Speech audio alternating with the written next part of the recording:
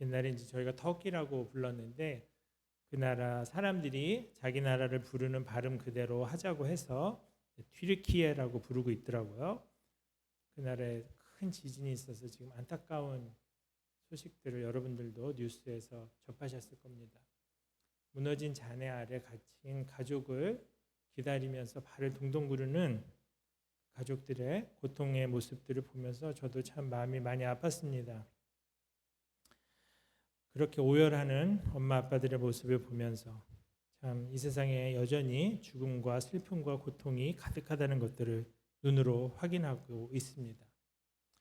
또 저희 이제 가정과 가깝게 지내는 몇 가정에 여러 가지 어려움들이 있는 소식들을 제가 듣고 있어요. 그래서 그 가정들 소식을 들으면서도 참 많이 마음이 아픕니다. 그런 고통스러운 가족 내 상황들을 들으면서 여전히 이 고통이 많은 현실을 보고 있습니다. 취업, 진학, 미래에 대한 불안 이런 거에 짓눌려서 살아가는 청소년과 또 청년들을 보면서 그들에게도 역시 많은 고통이 있다는 것들을 보게 됩니다. 지난 3년을 거치면서 정신건강 문제로 고통하는 젊은이들이 사실 젊은이들뿐만 아니라 어른들도 마찬가지인데 전 세계적으로 정신건강 문제가 심각한 이 사회 문제가 되고 있습니다. 제가 아는 학생 사역들에서도 마찬가지고요. 많은 젊은이들이 그래서 약을 의존해야만 일상을 겨우 살아갈 수 있는 그런 상황들을 겪고 있는 걸 듣습니다. 재정적으로도 많이 어려웠죠. 근데 최근에 이제 물가도 많이 오르고 난방비 등이 오르면서 삶의 무게에 짓눌려서 어떤 모녀는 스스로 생을 마감하셨다는 그런 소식도 듣고 있습니다. 이렇게 많은 고통의 현실 속에서 살아가면서 이 세상을 더 나은 세상으로 만들어 보려고 몸부림치는 사람일수록 이 세상이 얼마나 변하지 않고 이 세상이 얼마나 변화시키기 어려운가 많이 절감하거든요. 그런 분 중에 한 분이 존 퍼킨스라는 흑인 목사님이십니다. 미국의 인권운동가시고 90을 넘기셨을 거예요 지금. 이분이 이제 여태 살아계신데 존 퍼킨스라는 목사님이 한 번은 이런 말씀하셨어요. 짐이 너무 무거워 하나님께 부르짖을 수밖에 없습니다. 내가 그분께 부르짖을 때 그분은 내 고통의 자리에서 나를 만나 주십니다. 그분은 내가 느끼는 걸 함께 느끼십니다. 내가 아파할 때 그분도 아파하십니다. 나는 그것을 믿습니다. 이분은 사실 한 40 정도 된 아들을 잃는 고통도 겪으셨어요. 그래서 많은 고통 속에서 하나님께 부르짖을 수밖에 없는 상황들을 겪었고 그럴 때 하나님이 나의 고통을 함께 느끼고 나와 함께 만나 주신다는 것들을 경험하면서 그 고통을 이겨내고 견뎌 오신 분입니다. 우리가 뭐 불교 용어 중에 잘 아는 게 생즉고라는 그런 이제 말이 있죠. 뭔지 잘 많이 들어보셨을 거예요. 그냥 사는 게 고생이다. 인생의 많은 부분은 그냥 고통이다. 그렇게 설명하는 것이죠. 그래서 불교의 가르침의 핵심 중에 하나가 이 생즉고라는 그런 이제 사상입니다. 사실 우리 인생에 짙게 드리운 그 그림자가 바로 이 고통이라는 그림자죠. 참 살만하면은 또 찾아오는 어려움과 이제 발 뻗고 지낼만 하다고 생각했는데 또 겪게 되는 난관을 겪으면서 우리들이 인생의 고난은 언제쯤 끝나게 될까 많이 생각을 해보셨을 것입니다. 특별히 이제 노년층으로 갈수록 그런 경험들이 많았을 거고 최근에는 이제 어린아이들 젊은 친구들도 인생이 쉽지 않다는 것을 일찍부터 경험하고 있는 것 같습니다. 불교에서는 사실은 이제 즐거운 일마저 고통의 일부라고 생각을 했다고 그래요. 왜냐하면은 그것도 한시적인 것이고 자기가 누리고 즐기는 것과도 이별을 해야 되기 때문에 그거를 언젠가 상실을 해야 되기 때문에 즐거움마저도 고통이라고 여겼다고 합니다. 제가 그런데 이제 저도 뭐 여러 고생들을 겪어봤지만 50 중반을 넘어서 제 인생의 고통과 고난들에 대해 생각해 보면서 한 가지 이제 좀 드는 생각은 뭐냐면은 고통스러운 현실과 상황 그 자체도 힘들지만 우리를 더 힘들게 하는 게 있는데 그게 뭐냐면은 그걸 나만 겪고 있다는 외로움과 고립감입니다. 남들은 다 잘 지낸 것처럼 보이는데 왜 나만 유독 이렇게 어려울까?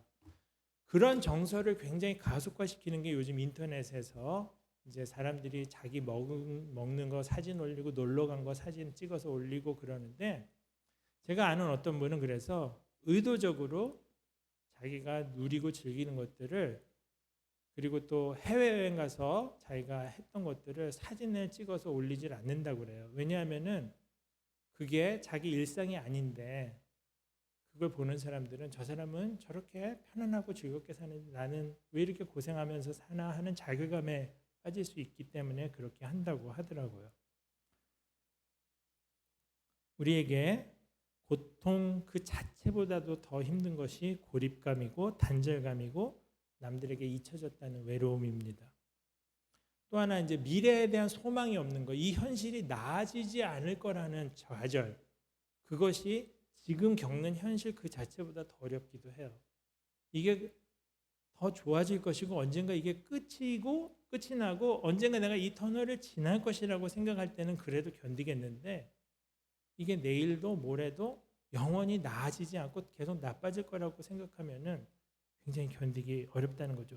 희망이 없을 때, 절망이 찾아올 때 그 고통 자체보다도 그게 더 힘들 수 있다는 것입니다. 또 하나는 무의미예요. 무의미. 정말 내가 하는 일상의 반복들에서 아무런 의미를 찾을 수 없을 때 그럴 때 무의미하면서 고통이 더 힘들게 됩니다. 이런 소외감이 주는 고통까지 무의미함이 주고 절망이 주는 고통까지 이 세상 살이가 참으로 호락호락하지 않다는 것을 우리는 불교의 교리를 떠나서도 다 공감하고 느끼는 것이라고 생각합니다. 이렇게 고난이라는 경험 속에서 다 공감하고 있는 우리들에게 주시는 강력한 희망의 메시지가 오늘 우리가 함께 읽었던 말씀입니다. 요한계시록 21장.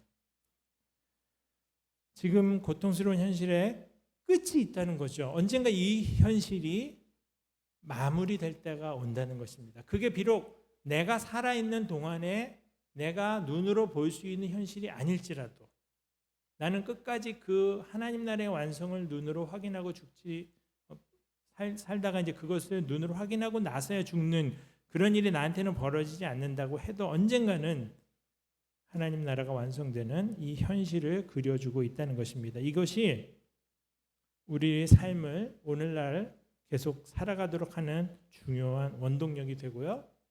그래서 이 신학을 했던 사람들은 이런 희망을 종말론적인 소망이라고 불렀습니다. 우리는 그동안에 이제 담임 목사님 설교를 들으면서 하나님 나라에 대해서 여러 차례 이제 설명을 듣고 말씀을 들었습니다. 하나님 나라가 이미 이 땅에 도래하였으나 이미 아직 완성되지는 않은 이 중간 길을 우리가 살고 있다고 들었어요. 아직 완성되지는 않았다는 거죠. 여전히 고통이 있고 여전히 악이 있고 여전히 타락이 있고 부정부패가 있고 뇌물이 있고 불의한 게 있고 불공평한 게 있는 세상을 살고 있는 것입니다. 그런데 이 아직 완성되지 않은 하나님 나라가 이 계시록 21장에서는 이제 완성이 되는 장면을 우리들에게 설명을 해주고 있어요. 그러면 그게 어떤 것인지 또 오늘을 사는 우리들에게 이 중간길을 사는 우리들에게 하나님 나라가 완성된다는 메시지는 도대체 어떤 의미를 현재에 던져주는지 함께 생각해 보도록 하겠습니다. 먼저 새하늘과 새 땅, 새 예루살렘에 대해서 살펴보겠습니다. 불교의 세계관은 이제 윤회의 세계관이죠.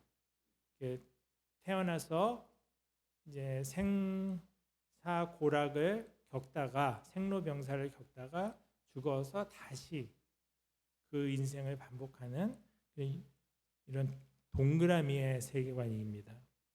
그런데 기독교 역사관은 이런 윤회의 원형의 역사관이 아니고 시작점이 있고 종착점이 있는 직선의 그런 역사관을 갖고 있습니다. 이 역사는 출발점이 있습니다. 그리고 중간 과정에 의미가 있고 목적이 있고 방향이 있고 하나님의 간섭과 역사하시는 섭리가 있고 그리고 마지막에 완성이 된다는 그런 세계관을 성경이 가르쳐주고 있어요. 창세기에는 탄생을 그려줬고요. 그런데 인간이 하나님께 반역함으로 타락하는 그리고 이 땅에 저주와 고통이 들어오게 되는 그 이야기를 해주고 있고요. 그리고 예수님께서 오심으로 말미암아 이 땅에 새로운 구속의 그런 길이 열리게 되었고 그것이 이제 완성으로 간다는 그런 세계관을 성경 전체가 보여주고 있습니다. 오늘 우리는 이 방향성의 마지막 종착점을 보고 있는 것입니다. 지금 우리 전 세계는 지금 기후 위기를 많이 겪고 있죠. 그리고 이 지진이 이렇게 엄청나게 나는 것을 보면서 참 이 땅에 아직도 불안한 현실들이 많이 있다는 것을 보게 됩니다. 지금 이제 생태계는 계속 파괴되어 가지고 제가 아는 많은 젊은이들은 미래에 대해서 굉장히 암울해합니다. 그것은 그냥 단순히 경제적인 걱정이 아니에요. 우리가 살아가야 할 이 땅이 파괴되어서 더 이상 인간이 살아갈 수 없는 환경이 될 것이라는 우려를 많이 하고 있어요. 저같이 이제 죽을 날이 더 가까워진 사람들, 살 날보다 떠날 날이 가까운 사람들에게는 이 문제가 여전히 그래도 심각한 이슈는 아닐 수 있겠지만 다음 세대들에게는 굉장히 심각한 이슈죠. 그런 것 때문에 이제 염려들을 많이 하는데 완성된 하나님 나라 속에서는 자연을 파괴하는 인간의 탐욕이 정리가 되면서 하나님의 창조 세계가 본래 의도대로 회복이 되고 새로운 세상이 도래하게 될 것입니다. 하늘에서부터 그 현실이 우리의 이 땅으로 내려올 것이라고 이야기를 하고 있어요. 새 하늘, 새 땅, 새 예루살렘, 하나님의 완전한 통치의 그런 모습을 보여주는 게 새 예루살렘인데 그 예루살렘이 완성되고 회복되어서 이 땅에 임한다고 말을 해주고 있습니다. 오스트리아에서 이제 살았었고 또 그 심리 치료를 했던 의사였던 이제 빅터 프랭클이라는 분이 있어요. 이분이 이제 그 유대인이어서 유대인들을 가두었던 2차 대전 때 나치 수용소에서 몇 군데 생활을 했던 분이에요. 그 중에 이제 아우슈비츠라고 하는 수용소도 들어보셨을 거예요. 그 아우슈비츠에도 이분이 들어갔는데 그 아우슈비츠를 제가 한번 가본 적이 있거든요. 거길 딱 가면은 이제 기차가 도착해서 마지막에 정차를 하면은 거기에 실어온 유대인들을 다 이제 기차에서 내립니다. 그리고 이제 수용소로 들여보내는데 그 종점에서 건물 전체에 이렇게 다 수용소 전경이 보이게 되는데 그냥 거기 도착하면은 암울한 기운이 전체를 억눌러요. 거기가 너무나 도착하는 순간부터 정서적으로 영적으로 굉장히 암울한 느낌이 듭니다. 거기에서 이 빅터 프랭클은 아내와 함께 잡혀왔거든요. 자기 형제도 잡혀왔고 가족들이 많이 잡혀왔는데 아내와 거기서 헤어졌어요. 그 상황에서 현실은 너무나 암울했습니다. 당장 내일 어떤 일이 벌어질지 알 수가 없고 내가 어떻게 살아가야 할지 전혀 방법이 나오지 않는 정말 참혹한 현실을 하루하루 살았어요. 거기에서 수많은 사람들이 가스방에 들어가서 죽고 그 다음에 죽은 시신들을 전부 다 소각로에서 태워가지고 사람들을 계속해서 죽이는 그냥 죽음의 기운이 가득한 곳이었어요. 근데 그곳에서 이분이 살아남았어요. 이분이 살아남았던 첫 번째 동력은 희망이었습니다. 내가 언젠가는 나가서 아내를 만날 거다. 내가 언젠가는 나가서 다시 가족들과 재회할 거다. 이런 희망을 가지고 하루하루를 견뎠습니다. 그러면서 이분이 이 고통스러운 나날을 겪는 동안 자기 인생과 남의 인생들을 통찰하고 관찰하고 이해하면서 삶에는 무슨 의미가 있을까를 끊임없이 생각하면서 견뎠어요. 결국 아내는 수용소 생활을 견디지 못하고 얼마 안 가서 죽었습니다. 근데 아내가 죽은 것도 모른 채 견뎠어요. 왜냐하면 언젠가 만날 거라는 그 희망을 가지고 나중에 이제 나치 정권이 패망을 하고 이분은 자유의 몸이 되었고 그동안 겪었던 것들을 토대로 이제 심리치료의 이론을 정립하고 심리치료를 하는 의사로 평생 살다가 돌아가신 분이거든요. 희망을 찾으려는 노력, 의미를 찾으려는 노력, 그것이 바로 이분을 지탱하게 했습니다. 새하늘과 새 땅에 대한 희망이 우리 그리스도인들을 오늘 이 현실 속에서 견디게 하는 동력이 될 수 있습니다. 여러분들이 지금 겪는 어려움의 종류가 무엇인지는 제가 모르지만 언젠가 하나님 나라가 이 땅에서 완성될 때 우리는 그 모든 것들을 다 극복하는 새 현실이 열린다는 그 믿음 때문에, 그 희망 때문에 오늘을 견딜 수 있다는 것이죠. 오늘 성경이 가르쳐주는 희망의 특징 중에 하나는 뭐냐면은 하나님 나라가 완성될 때 이 땅이 다 불타서 없어지는 게 아니에요. 이 땅이 그냥 무의미한 재로 그냥 다 타버리는 게 아니라는 것입니다. 우리는 이 땅이 다 멸망하고 저 우주 어딘가에 있을 것 같은 천국이라는 곳으로 가서 이주해서 거기서 사는 그런 생각들을 많이 하죠. 죽어서 천국 간다. 우리는 이제 그런 비전들을 많이 갖고 있었는데 오늘 본문에서 말하는 것처럼 하나님 나라는 이 땅에 내려와 완성된다는 것입니다. 완성된 천국이 이 땅에서 이루어지는 비전이 성경의 비전입니다. 이 땅의 모든 악과 고통이 사라지고 하나님 나라가 이 땅에 완성되고 천국과 우리의 이 땅이 종말에 하나가 되는 비전을 그려주고 있습니다. 이 땅에서 삶이 그래서 무의미하지 않고 비록 일부는 끝나게 되지만 단절이 되지만 악이 단절이 되고 고통이 단절이 되지만 많은 것들은 연속성을 갖게 된다는 것이죠. 인간이 가지고 있었던 많은 것들이 완성된 하나님 나라 속에서 연속성을 갖게 되는 것입니다. 그래서 우리는 이 땅에서 지금 하고 있는 모든 선한 것들이 무의미하지 않다는 것을 깨닫고 일상을 선한 의도를 가지고 살아가야 합니다.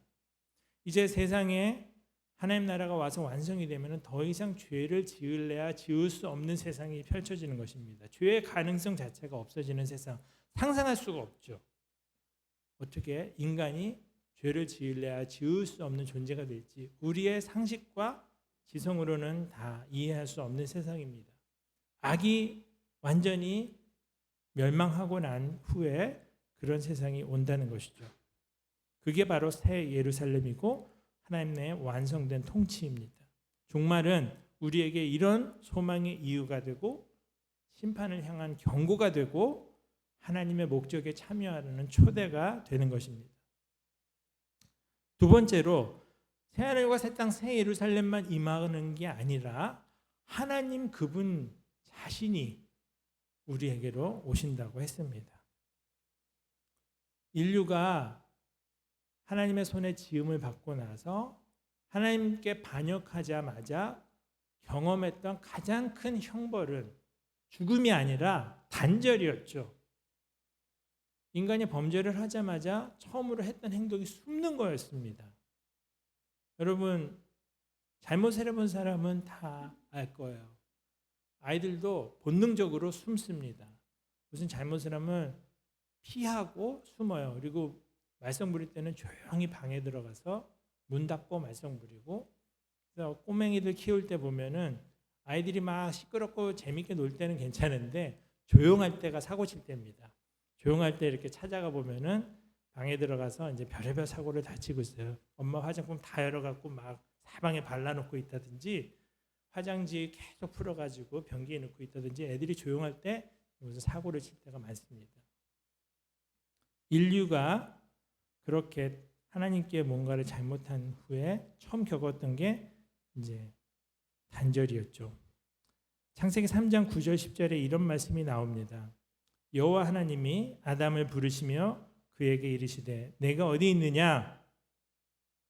이르되 내가 동산에서 하나님의 소리를 듣고 내가 벗었으므로 두려워하여 숨었나이다. 이전에는 그런 일이 없었던 사람이 아담이 이제는 하나님을 두려워하면서 피하는 그런 존재가 되었고요. 같은 장 3장 24절에 이같이 하나님이 그 사람을 쫓아내시고 에덴 동산 동쪽에 그룹들과 두루 도는 불칼을 두어 생명나무의 길을 지키게 하시니라. 하나님이 드디어 에덴 동산에서 아담을 쫓아내시는, 하나님으로부터 쫓겨나는 일이 있었어요. 마가복음 15장 34절, 예수님께서 십자가에 달려서 하신 말씀입니다. 제9시에 예수께서 크게 소리 지르시며 엘리 엘리 라마 사박다니 하시니, 이를 번역하면 나의 하나님 어찌하여 나를 버리셨나이까 하는 뜻이라. 하나님께 버림받은 하나님의 아들의 시면의 고통, 그게 바로 지금 나오는 엘리 엘리 라마 사박단이라는 울부짖음이었습니다. 우리 인간이 이 땅에서 많은 것을 가져도 마음 깊은 곳에 있는 그 공허를 채울 수가 없어요. 칼빈은 그것을 우리 마음에 있는 종교적인 씨앗이라고 불렀습니다. 이 공허는 오직 하나님만으로 채울 수 있는 것인데, 하나님으로부터 단절된 인간은 수많은 다른 우상과 쾌락과 대체품으로 그것을 채워보려 노력했으나 하나님으로 인한 빈자리는 채울 수 없는 것이었어요. 이 단절의 고통을 인간은 모두 안고 살았습니다. 그런데 그 단절이 이제 끝난다는 거예요. 하나님이 이 땅에 내려오셔서 우리랑 같이 사시겠다는 겁니다. 여러분, 어디 사느냐는 우리 특별히 대한민국 사람들에게 굉장히 중요한 관심사고 또 화두죠. 우리 청년부 한 명 친구가 이제 집들 그 인테리어 하는 회사를 다니는데, 그러다 보니까 이제 다양한 집을 다니면서 부잣집도 보고 그런 경험들을 했다고 들었어요. 사실 어디 사느냐는 우리나라는 특별히 이제 거의 신분을 말해주다시피 합니다. 도곡동 산다, 타워 팰리스 산다, 도곡 렉스를 산다. 그러면 이제 그 사람이 그냥 갖고 있는 신분이 벌써 딱 드러나죠. 저희 집이 이제 저쪽 구로구에 있거든요. 저희 이제 원래는 망원동 좋은 동네에 살았었는데 구로구로 가서 개봉동이라는 데 사는데, 얼마 전에 보니까 유튜브에 서울에서 가장 싼 아파트 탑 7 당당하게 우리 아파트가 다 들어가 있더라고요.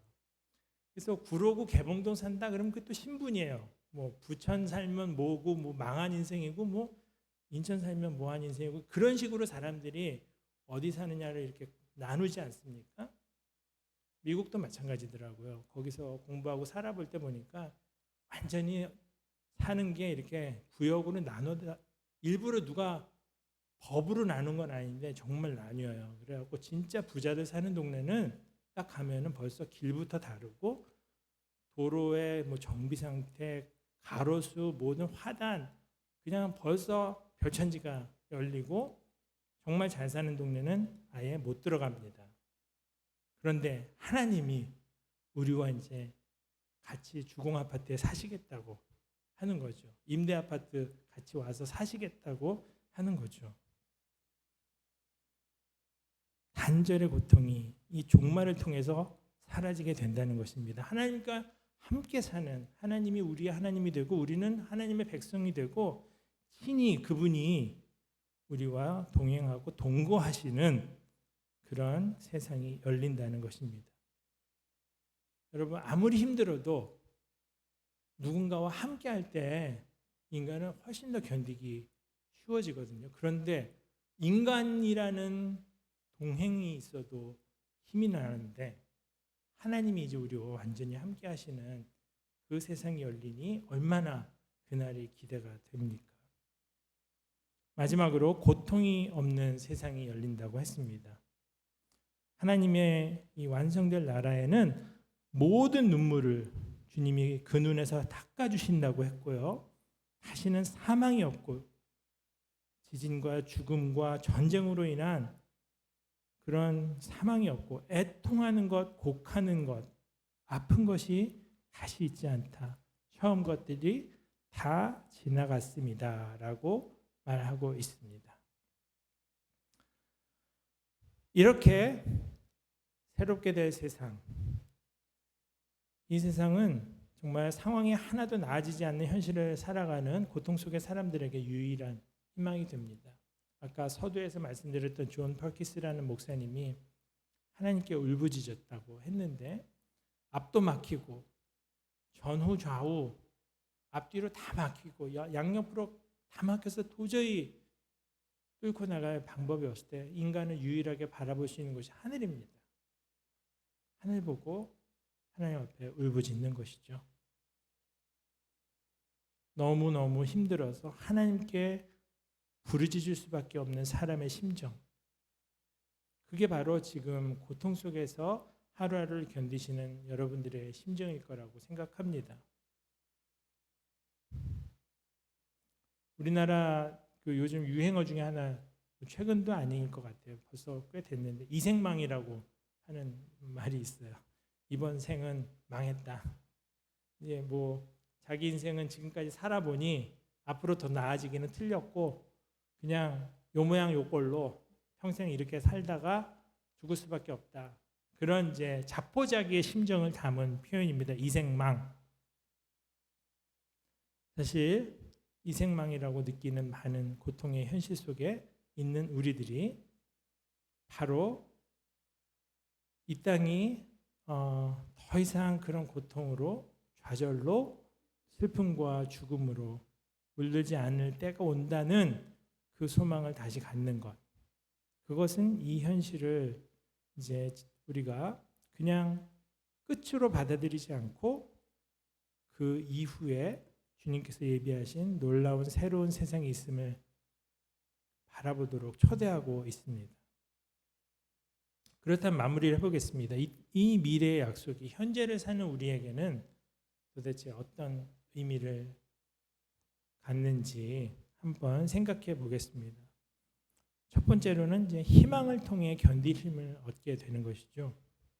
더 나은 미래를 생각하면서 고통과 눈물이 없는 세상이 도래한다는 것을 기대하면서 우리는 오늘도 희망을 통해 힘을 내고 오늘의 고통을 견딜 수 있는 힘을 얻고 또 이유를 찾는 것입니다. 또 하나는 이제 의미를 찾는 그런 이유가 되죠. 사실 아까 말씀드린 것처럼 무의미라는 게 주는 고통, 굉장히 인간에게는 견디기 힘든 고통 중에 하나거든요.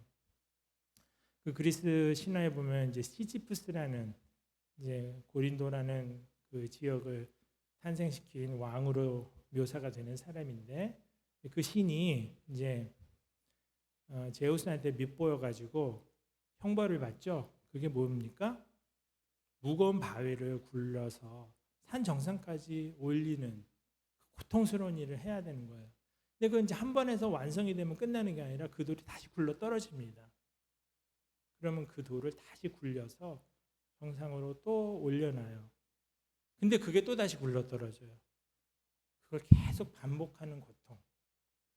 그 소련이 이제 그 공산주의로 넘어가고 그랬을 때 그 공산주의 캠프에서 썼던 인간을 무너뜨리는, 인간을 정말 영혼을 파괴하는 형벌 중에 하나가 똑같은 일을 반복시키는 거였어요.